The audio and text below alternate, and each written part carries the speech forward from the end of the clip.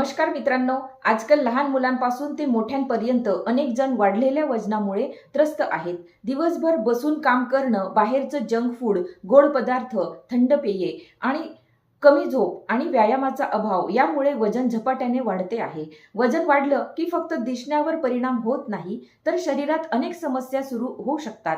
उच्च रक्तदाब, मधुमेह, सांधेदुखी, श्वास लागणे, थकवा आणि हृदयाशी संबंधित आजारांचा धोकाही वाढू शकतो. पण एक गोष्ट लक्षात ठेवा, वजन कमी करण्यासाठी महागडी औषधं किंवा चमत्कारी उपायांची गरज नसते. योग्य आहार, नियमित हालचाल आणि चांगल्या सवयी यामुळे हळूहळू आणि सुरक्षितपणे वजन कमी करता येऊ शकतं. आजच्या व्हिडिओमध्ये आपण वजन कमी करण्यासाठी उपयुक्त अशा 12 नैसर्गिक आणि सोप्या सवयी जाणून घेणार आहोत.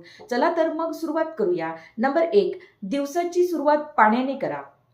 सकाळी उठल्यानंतर 1 ते 2 ग्लास साधं किंवा कोमट पाणी प्यावे. रात्रभर शरीरात पाण्याची कमतरता झालेली असते. पाणी प्यायल्याने शरीराला ताजेपणा येतो आणि काही लोकांमध्ये नाश्त्यापूर्वी पाणी घेतल्याने कमी खाण्यास मदत होऊ शकते.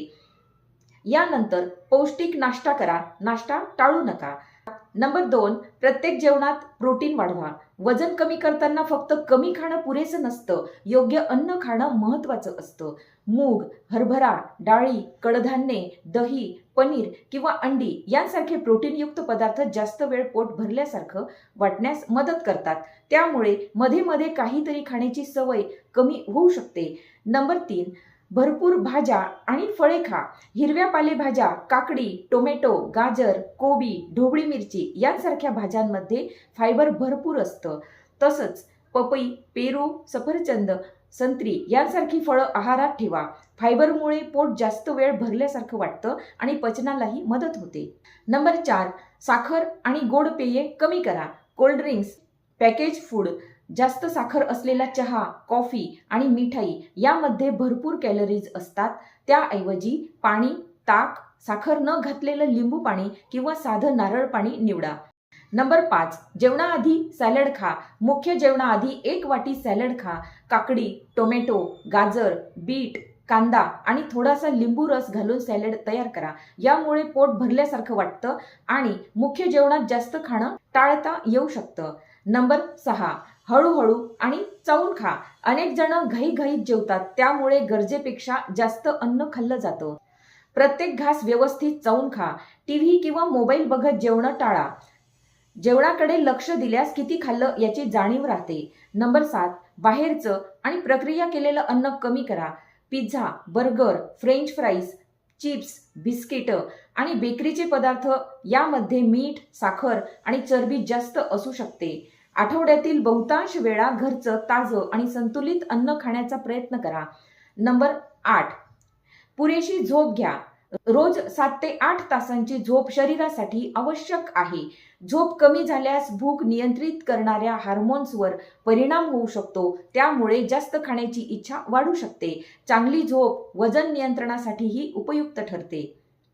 नंबर 9, रोज चालण्याची सवय करा. व्यायामासाठी महागड्या जिमची गरज नाही. रोज किमान 30 ते 45 मिनिटे वेगाने चालण्याचा प्रयत्न करा. सुरुवातीला कमी वेळ चाललात तरी हरकत नाही. सातत्य महत्त्वाचं आहे. नंबर 10, जेवणानंतर थोडं चालणं फायदेशीर आहे. जेवण झाल्यानंतर लगेच झोपू नका. त्याऐवजी 10 ते 15 मिनिटे हलकं चालल्याने पचनाला मदत होऊ शकते आणि दिवसभरातील शारीरिक हालचाल वाढते. नंबर 11, ताणतणाव कमी करा. सततचा ताण अनेक लोकांच्या खाण्याच्या सवयींवर परिणाम करू शकतो. दररोज काही मिनिटं ध्यान, प्राणायाम किंवा शांतपणे बसून दीर्घ श्वास घेण्याचा सराव करा. मन शांत राहील की आरोग्यदायी सवयी टिकवणं सोपं होतं. नंबर 12, सातत्य ठेवा. सगळ्यात महत्त्वाचा उपाय म्हणजे सातत्य. 2-4 दिवस आहार पाळून नंतर पुन्हा जुन्या सवयी सुरू केल्या तर अपेक्षित परिणाम मिळणं कठीण होऊ शकतं. हळूहळू केलेले छोटे बदलच दीर्घकाळ टिकतात.